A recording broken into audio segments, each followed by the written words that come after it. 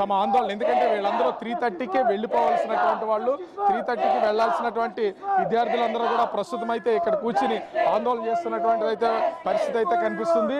ఇక్కడ ఉన్నటువంటి అతని స్నేహితులు అసలు ఏం జరిగింది, సాయి తేజకి సంబంధించి ముఖ్యంగా అసలు సూసైడ్ వెనక ఉన్నటువంటి టీచర్స్ ఏ విధంగా వేధింపులకు గురి చేసేవాళ్ళు, అసలు ఏంటి అసలు? ఒక ఫ్యాకల్టీ వచ్చి కెమిస్ట్రీ ఫ్యాకల్టీ, తను ఏంటంటే నార్మల్గా తిను మమ్మీ అమ్మమ్మని పిలుస్తాడు. కాకపోతే నాతో ఒకసారి ఇంటికి వెళ్తున్నప్పుడు నార్మల్గా అన్నాడు అనమాట, సెక్సువల్గా ఇలా మెసేజ్ చేస్తున్నారు, కళాలని ఉంది, నేను నీకోసమే కాలేజ్కి వస్తున్నాను, నిన్నే చూడడానికి వస్తున్నాను, శివాజీ పార్క్కి రావచ్చు కదా, అలాగేలాగని మాట్లాడేది. నేను అప్పుడు అన్నాను, ప్రూఫ్స్ ఏం లేకుండా నేను ఇన్వాల్వ్ అవ్వలేనురా, ఫ్యాకల్టీతో మాట్లాడదామని వాళ్ళు ప్రూఫ్స్ అడుగుతారు కదంటే, నాతో ఒట్టేయించుకుని ఇంకెవరికి చెప్పలేదురా, నీకే ఫస్ట్ చెప్పానని చెప్పి ఆగిపోయాడు. తర్వాత మహేష్ గడికి తర్వాత చెప్పాడంట, నాకు తెలీదు.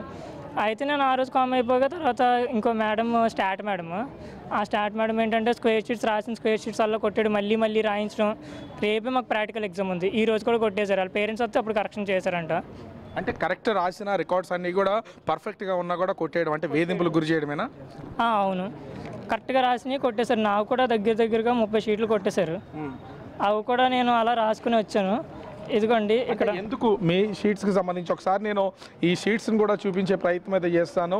అంటే పర్ఫెక్ట్గా వీళ్ళు కరెక్ట్గా రాసినటువంటి వాటిని కూడా అన్నింటినీ రెడ్ పెన్తో మార్క్స్ చేసి రైట్ ఉన్నటువంటి వాటిని అన్నింటినీ NIX అని రాసానా. ఇక్కడ మేడం నాకు కొట్టేసి ఇక్కడ ఏం రాశారు చూడండి, అక్కడ అదే రాశారు. ఇక్కడ నేను 5X అని రాసానా, కొట్టేసి అక్కడ అదే రాశారు. ఇక్కడ బుక్లు ఎలా ఉందో మేము అలాగే రాసాము. ఇది GFR అని ఫుల్ ఫామ్ రాయాలంట. మొత్తం అన్ని పేపర్లు అలాగే కొట్టేస్తే ఎన్ని షీట్లని కొంటాము, ఎన్ని అని రాస్తాం మేము అలాగా. రేపే ప్రాక్టికల్ ఎగ్జామ్స్ మాకు స్టార్ట్ అయిపోయాయి. మీరంతా సాయి తేజతో కలిసి తిరగడం వల్ల ఈ విధంగా చేస్తున్నారా? సాయి తేజ, నేను, మహేష్ పర్టికులర్గా మేము ముగ్గురం ఉన్నాం. వాళ్ళ ముగ్గురం మేము స్టార్ట్ మేడంకి నచ్చాం. ఎందుకంటే క్వశ్చన్ చేస్తాం అనమాట, మా క్లాస్ అర్థం కాకపోయినా లేదంటే మమ్మల్ని కామెంట్ చేసినా అందరిలో పడి ఉండం. ఎందుకు కామెంట్ చేశారు, మాకు ఆన్సర్ కావాలని అడుగుతాము. దానివల్ల ఏంటంటే మేము ముగ్గురం టార్గెట్ అయిపోయాం. సాయి తేజ కూడా నేను రాత్రి మాట్లాడి వస్తాను నాకు సపోర్ట్ చేసి మాట్లాడరు అన్నాడు, కానీ మార్నింగ్కి ఎలా అయిపోయింది. అంటే ఇప్పుడు బేగం తర్వాత మీ stat madam, chemistry and stat ఇద్దరు ఫ్రెండ్సా, వాళ్ళిద్దరు కలిసే ఉంటారా? అంటే కలిసి చేస్తున్నది. బేగం మేడం మా అందరితోటి బాగానే ఉండేవారు. కాకపోతే స్టాట్ మేడం వచ్చాక ఏంటంటే రూమర్స్ లేపడం అవన్నీ, స్టాట్ మేడం బేగం మేడం పక్కన కూర్చోవడం, ఇంకా మా అందరికీ సపరేట్ చేస్తుంది, గొడవలు రావడం. ఇంకా అలా నేను లాస్ట్ దసరా హాలిడేస్కి ముందే కంప్లైంట్ పెట్టాను కాలేజ్లో. అప్పుడు నేను కంప్లైంట్ పెట్టిన తర్వాత కంప్లైంట్ పెట్టానని చెప్పి ఇంకా రివెంజ్ కోసం ఇలా పేపర్లు కూడా కంప్లైంట్ పెట్టినా కూడా ఇప్పటి వరకు ఏ విధమైనటువంటి వాళ్ళ మీద యాక్షన్ తీసుకోలేదు అసలు? యాక్షన్ అంటే డైరెక్ట్ సార్ అప్పుడు నేను యాక్షన్ తీసుకున్నాను, నేను కాల్ చేశాను, తిట్టానని కూడా అన్నారు. అయితే నెక్స్ట్ ఏంటంటే నాతో మాట్లాడడం, ఫ్యాకల్టీ అందరూ మాట్లాడడం మానేశారు. సరే మానేశారు కదా నేను చెప్పి లైట్ తీసుకుని వదిలేశాను. రూమ్లోకి వచ్చి నాకు ఎవడో సౌండ్ ఇచ్చేస్తాడంట, సౌండ్ వచ్చేలా ఇచ్చేస్తాడంట, గట్టిగా ఇచ్చేస్తాడంట, అది అని నేను అప్పుడు డైరెక్ట్ సార్ ముందు అన్నాను అనమాట. ఇచ్చారనుకుంటే నేను గట్టిగా ఇచ్చేస్తాను, ఫ్యాకల్టీని రెస్పెక్ట్తో ఆగిపోయానంటే అది అంటున్నారు రూమ్లోకి వచ్చి. మరి ఎందుకు సాయి తేజ ఈ విధంగా టార్గెట్ అయిపోవడం, అసలు రీజన్ ఏంటి? ముఖ్యంగా చూస్తే ఆ బేగం చేస్తున్నటువంటి చాటింగ్లో కూడా బయటికి వెళ్దాం, వస్తా, నీతో కలిసి ఉండాలని ఉంది, ఇవన్నీ ఏంటి అసలు? ఆ విషయాలను మీతో షేర్ చేసుకున్నాడా? నాతో ఒకసారి షేర్ చేసుకున్నప్పుడు అదే కదా చెప్పాను, ప్రూఫ్స్ లేకుండా నేను ఏం చేయలేను రా. నేను ఇప్పుడు ఉన్నటువంటి చాటింగ్లో మొత్తం అన్ని బయటపడి అన్ని. తర్వాత మహేష్ గడికి కూడా చెప్పాడంట, నా ఫ్రెండ్ మహేష్ ఉంటాడు, తనకు కూడా చెప్తే తను నాతో ఇప్పుడే తెలిసింది నాకు ఇలా జరగని. ఇప్పుడు బయటకు వచ్చి మహేష్తో మాట్లాడొద్దు, మహేష్ నీకేమైనా నచ్చాడా, ఒక మగాడితో మాట్లాడాల్సింది ఏంటి, ఈ విధంగా ఇద్దరు సంసారం చేసుకుంటారా అని ఇలాగ అనేవారు. నార్మల్గా అలా అంటే నార్మల్గా తిన అందరినీ అక్క చెల్లి అని పిలుస్తాడు. అయితే ఎవరిని పిలిచినా ఏంటంటే నార్మల్గా నమ్మేవారు కదా, ఆ అమ్మాయితో ఎందుకు మాట్లాడుతున్నావు, నీ లవ్ అది నీ పెళ్ళమా అనేవారు. నాకు అలాగే ఒక రూమర్ పెట్టారు. అయితే ఆ రూమర్ పెడితే నేను డైరెక్ట్ 2 సార్లు కంప్లైంట్ పెట్టాను. ఇక్కడ ఫస్ట్ సారి మా మమ్మీ వాళ్ళు వచ్చి సీరియస్ అయిపోతే అప్పుడు ఆగిపోయారు. ఆ ఫ్యాకల్టీ ఎప్పటి నుంచి జరుగుతుంది ఈ విధంగా, అసలు ఈ విధమైనటువంటి ఆచరణ అయిపోయినప్పటి నుంచి 4th సెమ్ నుంచి స్టార్ట్ అయింది. అయితే మేడం కెమిస్ట్రీ ఫస్ట్ ఇంకో మేడం ఉండేవారు, ఆ మేడంని మేము గొడవపడి రిమూవ్ చేస్తాం ఫైనల్గా. అప్పుడు నా కంప్లైంట్, నేను గొడవపడి రిమూవ్ చేసేస్తే తర్వాత అంతా అయిపోయింది, బాగానే ఉంది అనుకున్నప్పటికీ స్టాట్ మేడం దూరింది. స్టాట్ మేడం జాయిన్ అవ్వడం, ఇంకా అక్కడ నుంచి వచ్చి జాయిన్ అయ్యి సంవత్సరం కూడా అవ్వట్లేదు. తను యూనివర్సిటీ నుంచి రిలీజ్ అయ్యింది, ఫ్రెషర్ అనమాట. ఇంకా తెలుసు కదా యంగ్ ఎలా ఉంటుంది, ఈగో ప్రాబ్లమ్స్కి వచ్చేసి మాటిమాటికి కొట్టేయడం. నేను ఎన్నిసార్లు కొట్టినా రాయాలి, అప్పుడు ప్రాక్టికల్ ఉంచేస్తాను లేదు. ఇప్పుడు ఇక్కడ చదువుతున్నటువంటి వాళ్ళు, డిగ్రీ ఫైనల్ ఇయర్ ఉన్నటువంటి వాళ్ళు అందరూ ఉన్నారు, ఆ డిగ్రీ ఫైనల్ ఇయర్ వాళ్ళని కూడా కొడుతున్నారా? కొట్టట్లేదు, కొట్టడం తప్పులన్నీ అంటే ప్రతిదాన్ని కూడా పేపర్నే. ఓకే, అసలు ఏం చెప్తున్నారు మీకు సంబంధించి? ఇప్పుడు ఇంత జరుగుతుంది, విద్యార్థులందరినీ మొత్తం అందరిని బయటికి పంపించేసి మొత్తం ఈ వ్యవహారం అంతా నడుస్తుంది. ఇప్పుడు కొంతమంది మాత్రమే ఆందోళన చేస్తున్నటువంటి, మీరు మాట్లాడినట్టున్నారు కదా ప్రిన్సిపల్తో, ఏం సమాధానం చెప్తున్నారు? అయితే ప్రిన్సిపల్ గారు ఏం చెప్తున్నారంటే, మేము చూస్తామండి, మాకు ఇప్పుడే కదా తెలిసింది అనేది. అయితే జరగాల్సిన అన్యాయం జరిగిపోయింది. ఈరోజు సాయి తేజ అనే వ్యక్తి ఇప్పుడు మన మధ్య లేడు. అయితే తన మృతికి గల కారణాలు ఏంటి అనేది బట్ట వైరల్ అయ్యాయి. ఆవిడ ఏదైతే సాయి తేజ చాటింగ్ మేడం గారితో చేసింది అవన్నీ కూడా ఎవరైతే కెమిస్ట్రీ మేడం బేగం గారు అలాగే స్టాటిస్టిక్స్ చెప్పే మేడం ఎవరైతే ఉన్నారో వాళ్ళని ఎమోషనల్గా బ్లాక్మెయిల్ చేసి ఇప్పుడు వాళ్ళ ఫ్రెండ్స్తో కూడా మనకు మాట్లాడితే తెలిసేది ఏంటంటే సాయి తేజ సెన్సిటివ్ పర్సన్. ఆ అబ్బాయి ఎవరితో ఎక్కువ కలిసేవాడు కాదు, ఉన్నది కూడా తక్కువ మంది ఫ్రెండ్స్. అమ్మాయిలతో కూడా మాట్లాడేటప్పుడు కూడా చాలా గౌరవంగా అక్క చెల్లి అని, ఈవెన్ ఆ బేగం గారిని కూడా అమ్మ అనే పిలిచేవాడు.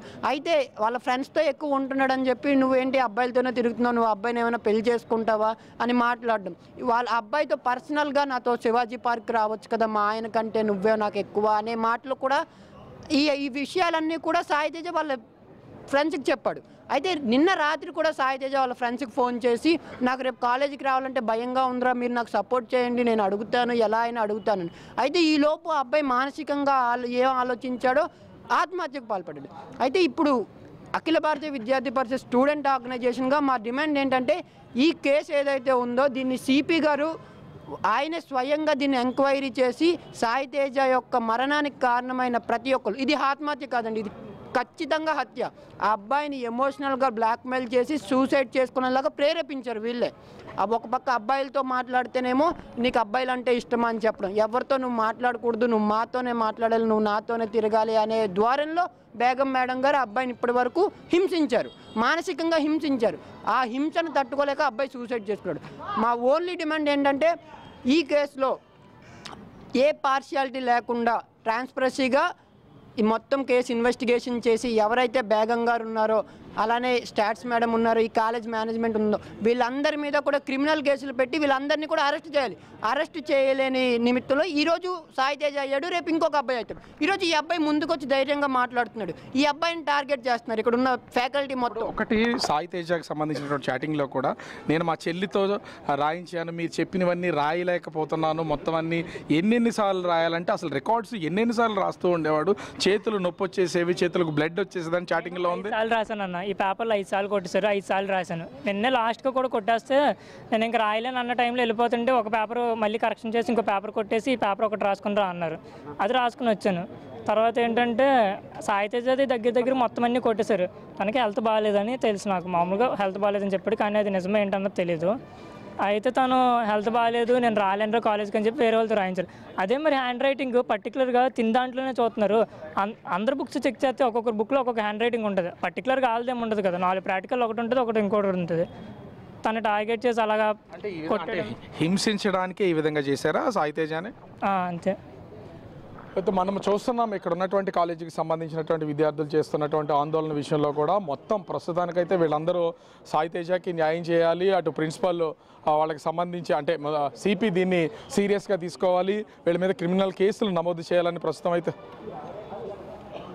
ప్రస్తుతానికి సంబంధించి లెక్చరర్ అంటే విద్యార్థులు చెప్తున్న వివరాల ప్రకారం చూస్తే లెక్చరర్స్ లోపలే ఉన్నారని చెప్తున్నారు. కానీ కాలేజ్ ప్రిన్సిపాల్ ప్రస్తుతం వాళ్ళు ఎవరు కూడా లోపల లేరు. వాళ్ళందరూ కూడా ఎందుకంటే 3:30కే కాలేజ్ అయిపోతుంది, 3:30కి వీళ్ళందరూ బయటికి వెళ్ళిపోతారు కాబట్టి వాళ్ళు ఇక్కడ ఉన్నారని లోపల కూడా నేను మొత్తం అంతా కూడా చూసాం, లోపల ఎవరు లేరు, అందరూ కూడా ప్రస్తుతం అయితే బయటికి వెళ్ళిపోయినటువంటి పొజిషన్ అయితే కనిపిస్తుందని ప్రిన్సిపాల్ కూడా చెప్తున్నటువంటి పరిస్థితి అయితే ఉంది. ఇప్పటివరకు రూముల లోపల ఆఫీస్ రూమ్ లోపల కూడా మనం వెళ్ళి చూసాము.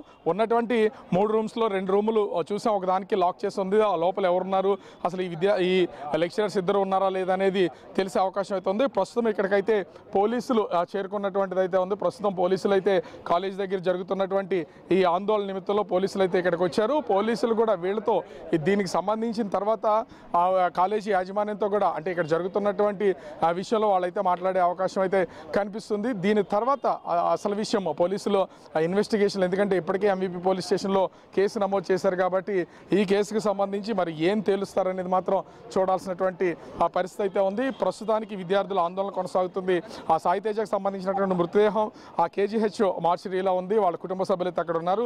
సాయి తేజ తమ్ముడు ప్రస్తుతం ఈ కాలేజ్ దగ్గరికి వచ్చి ఈ యాజమాన్యంతో మాట్లాడి వీళ్ళకి ఒక ఫిర్యాదు చేసి తర్వాత ఎంవీ పోలీస్ స్టేషన్లో స్వయంగా ఫిర్యాదు చేయడానికి వెళ్ళినటువంటిది అయితే ఉంది. విద్యార్థులు ఆ బ్రాంచ్కి సంబంధించినటువంటి విద్యార్థులు మాత్రం సాయి తేజ మృతికి కారణాలను బయట పెట్టాలి